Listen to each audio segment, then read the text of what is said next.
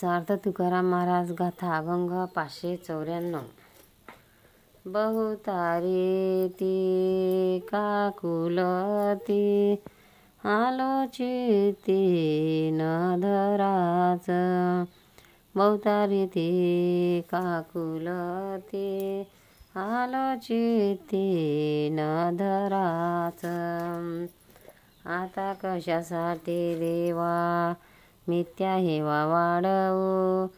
आता कशासाठी देवा मिथ्या हेवा वाढवू. तुम्हा झाले तोटी आतार्थ भेटी चिंतेने.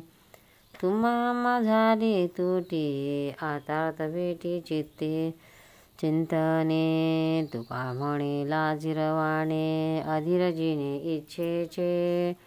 तुका म्हणे लाजिरवाणे अधीरजिने इच्छेचे. बहुतारी ती काकुलती आलोचिती न धराच.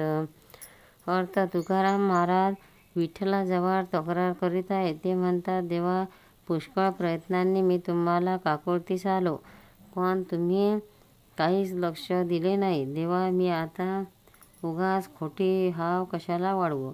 तुमच्या माझ्यामध्ये ताटाटूट झाली. आता तुम्हाला भेटायचे ते केवळ मनोमन केवळ चिंतनाने. तुमच्या सगुण दर्शनाची इच्छा मनात धरून जगावे हे अधीरपणाचे आणि लाजीरवाणे आहे असे मला वाटते. सार्थ तुकाराम महाराज गाथा अभंग 595. आश्चर्य ते एक झाले मना आले माझिया. आश्चर्य ते एक झाले मना आले माझिया. मढ्यापाशी करुणा केली तैशी गेली वृथाही. मढ्यापाशी करुणा केली तैशी वृथा गेली वृथाही.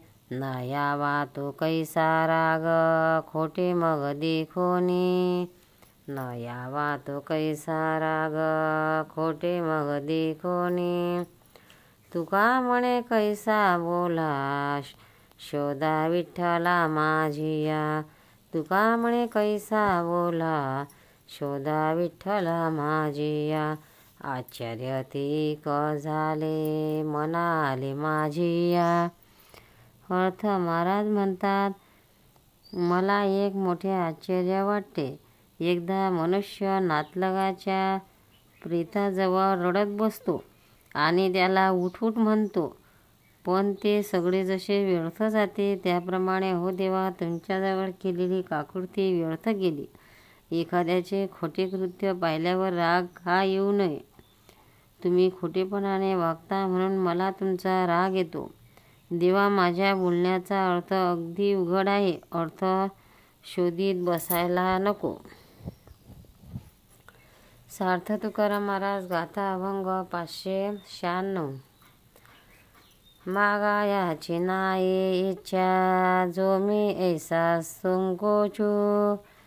मागावयाची नाही इच्छा जो मी ऐसा संकोचू. लटकियाची न करू स्तुती इच्छा चित्ती धरोनी. लटकियाची न करू स्तुती इच्छा चित्ती धरोनी. हिशोबे ते आले ध्यावे ते तोडावे सकळांशी. हिशोबे आले ध्यावे ते तोडावे सकळांशी. तुका म्हणे स्वामी सेवा येथे देवा काशाची. तुका म्हणे स्वामी सेवा येथे देवा काशाची. मागावयाची नाही इच्छा जो मी ऐसा संकोचू. अर्थ देवाजवळ महाराज आपले मनोगत व्यक्त करतात. मला काहीच मागायचे नाही असे असताना मी तुमच्याजवळ एखादा संकोचाने कशाला वागू. चित्तामध्ये काहीतरी स्वार्थी इच्छा धरून मी खोट्याची स्तुती करणार नाही. हिशोबाने जे काही मिळेल ते द्यावे हे सर्व लोकांना कळते. अहो देवा या ठिकाणी भक्तिमार्गात स्वामीची सेवा म्हणून माझ्याकडून फुकट काही खाऊ नका. माझ्या भक्तीच्या हिशोबाप्रमाणे मला दर्शन तरी द्याल की नाही? दर्शन देत नसाल तर तुमची भक्ती व्यर्थ का करायची? सार्थ तुकाराम महाराज गाथा अभंग 597.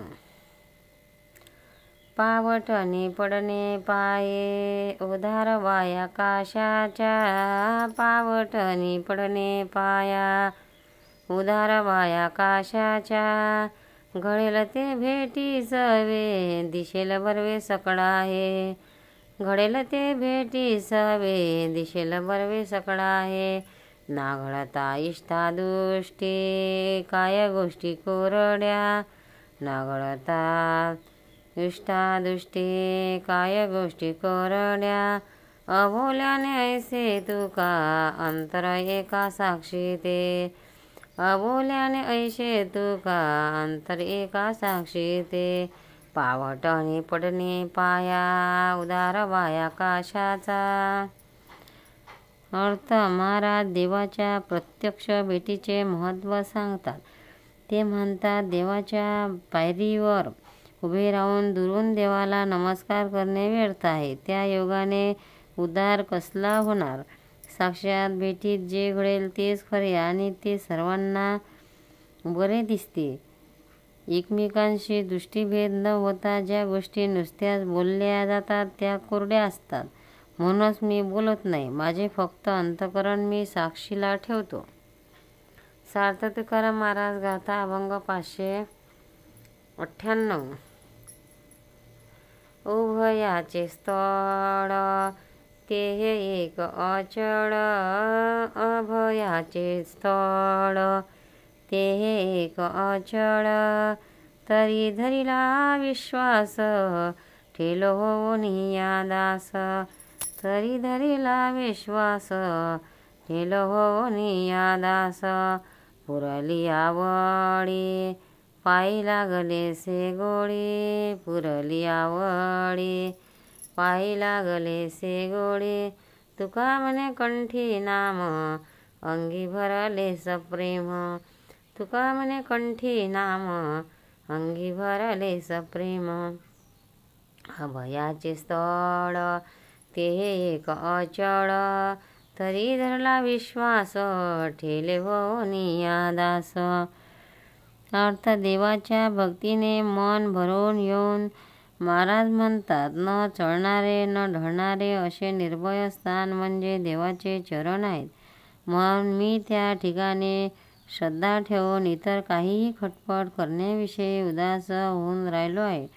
मला हरिचरणाची गोडी आहे. माझी आवड पूर्ण झाली आहे. माझ्या कंठामध्ये हरीचे नाम असून अंगामध्ये हरीचे प्रेमच भरून राहिले आहे. पंढरीनाथ भगवान की जय. तुकाराम महाराज की जय.